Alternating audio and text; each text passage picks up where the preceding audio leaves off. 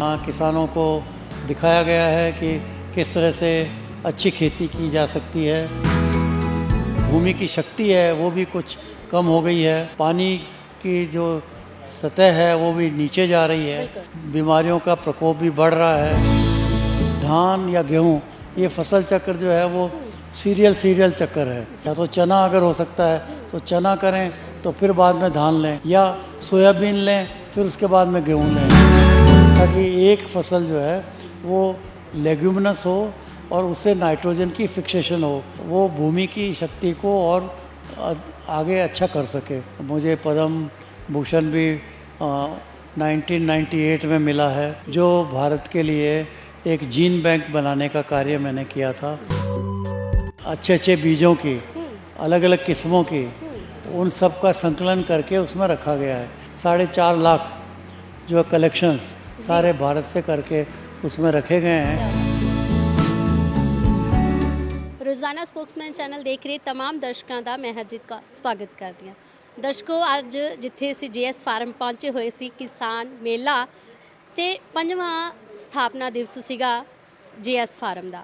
ਗੱਲ ਕਰਦੇ ਹਾਂ ਕਿ ਪਹਿਲੀ ਵਾਰ ਹੋਏਗਾ ਕਿ ਇੱਕ ਕਿਸਾਨ ਮੇਲੇ ਦੇ ਵਿੱਚ 4 ਪਦਮ ਸ਼੍ਰੀ ਜੋ ਕਿ agriculture of scientist, agriculture secretary, ਹੋਰ ਵੀ ਕਈ ਅਹੁਦੇਦਾਰ ਜਿਹੜੇ ਹੈਗੇ ਆ ਅੱਛੇ, ਜਿਨ੍ਹਾਂ ਨੇ ਆਪਣੀ ਨੌਕਰੀ ਦੇ ਦੌਰਾਨ ਕਿਸਾਨਾਂ ਦੇ ਲਈ ਬਹੁਤ ਹੀ ਲਾਭਦਾਇਕ ਕੰਮ ਕੀਤੇ ਹੋਣ। ਤਾਂ ਅੱਜ ਸਾਡੇ ਨਾਲ ਆਰਐਸ ਪੜੌਦਾ ਜੀ ਵੀ ਮੌਜੂਦ ਹੈ, ਨਾਲ ਉਹਨਾਂ ਦੇ ਮਿਸਿਸ ਜੀ ਸਾਡੇ ਨਾਲ ਬੈਠੇ ਨੇ।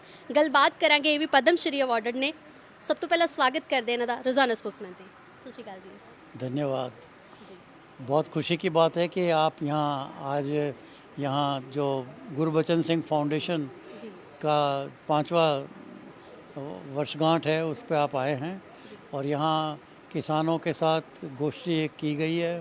यहाँ किसानों को दिखाया गया है कि किस तरह से अच्छी खेती की जा सकती है और टिकाऊ कैसे खेती को किया जा सकता है, क्योंकि हरित क्रांति के बाद अब हमें ध्यान रखना है कि हमारी पैदावार भी बढ़े, साथ साथ हमारी लागत कम हो, और उसके साथ साथ हम अपने आप को बाज़ार से जोड़ सकें, ताकि जो फ़ायदा पूरा किसान को मिलना चाहिए वो मिलता रहे।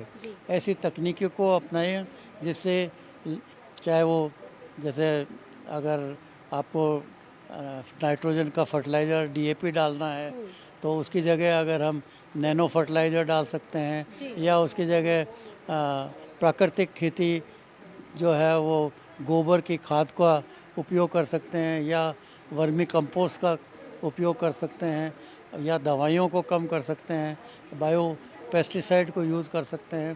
तो इन चीज़ों के बारे में हमें जानना आवश्यक हो गया है, और हमारी जो भूमि की शक्ति है वो भी कुछ कम हो गई है, पानी की जो सतह है वो भी नीचे जा रही है, और कीड़े बीमारियों का प्रकोप भी बढ़ रहा है। इधर प्राकृतिक जो हमारी चैलेंज है क्लाइमेट का, वो भी बढ़ता जा रहा है, और जैसे अब टेम्परेचर हाई होता जा रहा है तो उसके लिए गेहूँ भी ऐसे हों या तो जल्दी पक जाएं, और या वो जो है अगर गर्मी ज़्यादा है तो उसको सहन कर सके। तो ऐसी वैरायटीज़ को अब हमें निकालना होगा, उनका हमें योग करना होगा, खेती में विभिन्नता को लाना होगा। खेती में सिर्फ हम यही नहीं कि फसलें ही फसलें लगाएं, जानवर भी रखें, फल फूल भी उगाएं, साथ में मछली भी पैदा कर सकते हैं, और बकरी पालन भी हो सकता है। तो मतलब कि रिवायती फसलों के चक्कर से किसान को निकलना होगा। फसलों के चक्कर को हमें और टिकाऊ करना होगा। उसके लिए जैसे अब धान या गेहूँ ये फसल चक्र जो है वो सीरियल चक्कर है।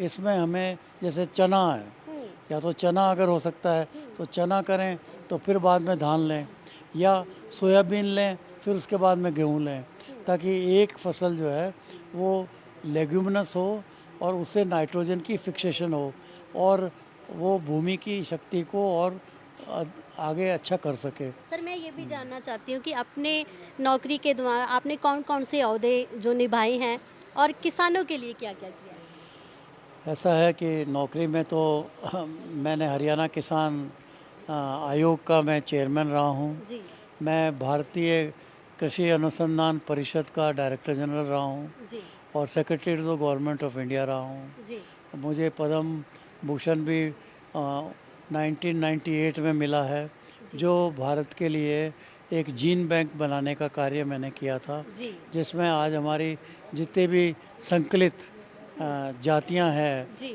अच्छे अच्छे बीजों की, हम्म अलग अलग किस्मों की, हम्म उन सब का संकलन करके उसमें रखा गया है। तो साढ़े साढ़े 4 लाख जो कलेक्शंस जी सारे भारत से करके उसमें रखे गए हैं, क्या बात है ताकि जी वो आज नहीं कल भी हमारे आने वाली पीढ़ी के काम आ सकें। जी और हरियाणा किसान आयोग का मैं जब चेयरमैन रहा तो कृषि नीति हरियाणा के लिए दी है। एग्रीकल्चर में डाइवर्सिफिकेशन कैसे हो उसके ऊपर हमने बहुत जोर दिया है। यहाँ हॉर्टिकल्चर में प्रोग्रेस और होनी चाहिए, उसके लिए क्या क्या किया जाए, किसानों को बाज़ार से जोड़ा कैसे जाए, जी इन सब के ऊपर कार्य हमने किया है। और उसके लिए सब तरह की रिपोर्टें जो है वो बनाई है, चाहे वो फिशरी सेक्टर है, चाहे वो जानवरों का जो है वो पशुपालन का महकमा है, या फिर फल फूल या बागवानी की बात है, या टिकाऊ खेती की बात है, जी इन सब पे रिपोर्टें ओके हमने दी हैं। जी रिपोर्ट की ही बात करते समय समय पे किसानों के लिए अच्छी रिपोर्टें भी लागू की गई हैं, लेकिन हम ये भी देखते हैं कानून भी बनाए जाते हैं, पर अभी भी कहीं ना कहीं किसानों की जो व्यवस्था हैगी है, जहाँ उनकी आर्थिक स्थिति है, वो अभी तक ठीक क्यों नहीं हो पा रही। किसानों की आर्थिक स्थिति तभी ठीक होगी जब वो अपनी खेती में विभिन्नता ला कर के जी अपने आप को सक्षम करेंगे कि जो ये वातावरण का प्रकोप है, इसके विपरीत टिकाऊ खेती कर सकें और नई तरीके से खेती कर सकें, और सिर्फ धान या गेहूं के ऊपर ही आधारित ना रहें, जी वो उसको डाइवर्सिफाई करें। चाहे अगर पैदा करनी है तो जैसे हम गाय भैंसे भी रखते हैं तो उनका दूध भी मिलता है, पौष्टिक आहार भी है। जी आप थोड़े फल फूल भी लगा सकते हैं, आप फल के पौधे लाइन में लगा सकते हैं, उसके साथ में गेहूं भी ले सकते हैं। तो इस तरह से मल्टी जो जी फंक्शनल एक्टिविटीज़ को बिल्कुल करना होगा। या अगर सरसों लगती है तो हम उसमें मक्खी पालन से शहद भी उगा सकते हैं, जी तो शहद की पैदा भी की जा सकती है।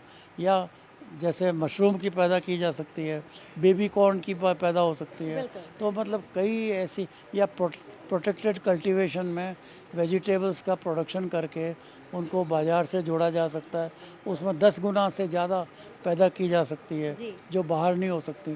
तो संभावनाएं तो हैं, एक तो उसका जानकारी होना, उसको फिर अच्छी तरह से लागू करना, और उसके बारे में इस तरह की फाउंडेशंस का होना, या जैसे कृषि विज्ञान केंद्र है वहाँ से हमें ज्ञान प्रॉपर मिले, हमारी युवा पीढ़ी को ट्रेनिंग दी जाए जी और वो आगे सक्षम हो कर के खेती में अपनी रुचि को दिखा सकें। आपने स्पीच में बोला कि कई कोई टाइम था जब मैंने 10 रुपये आंवला लिया, तो आज भी 10 रुपये आंवला ले रहे। एमएसपी की बात करते हैं, हाँ जी। किसान को अभी भी उनका फसल का असल मूल्य क्यों नहीं मिल रहा। ऐसा है, किसान को कुछ फसलों के अंदर तो ठीक मूल्य मिल रहा है, पर एमएसपी सब फसलों में तो लागू नहीं है। जी और ये अब ज़रूरत है कि, और हर प्रांत में हर किस्म हर फसलें नहीं होती, अलग अलग फसलें हैं, तो हर प्रांत की अपनी अपनी रिक्वायरमेंट है।